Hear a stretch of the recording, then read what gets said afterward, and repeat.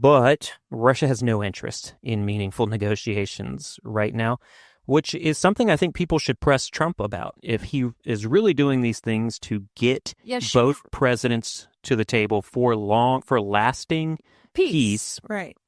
Then why isn't he pushing Russia to do the same thing that he wants Zelensky to do? And maybe he says he is pushing Putin privately. Make it public. Yeah, make it public like he did with Zelensky. Exactly, because what that does is improves morale for the Ukrainian military. Right. And it shows the world that the United States is not taking one side or the other. They're doing exactly what Trump has said, which is trying to broker peace between two nations. So while Ukraine is extending an olive branch, Russia isn't budging. Mm-hmm. So what's the end game here? Trump has continued to blame Zelensky for not wanting peace. And like we said, supposedly he's talking to Putin privately about it.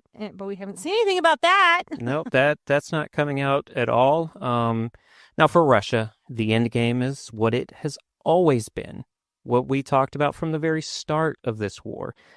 He wants a complete conquest of Ukraine. And if you don't believe that, go back to 2022 with the initial push for Kyiv that failed miserably. And he also said he flat out stated that he wanted to restore Mother Russia to its former glory. Yep. He called out Ukraine and Finland, right? Which caused Finland to do what? Request NATO membership. Yeah. It's another conversation that I think people should stop having. I told this, I think I talked about this on NTD this week, that we keep talking about how NATO's pushing towards Russia's border. NATO's not pushing anywhere. Countries have to request to come into NATO, and then all NATO countries vote for it. So this isn't an offensive move. It's a purely defensive move, and I think that needs to come out in these conversations.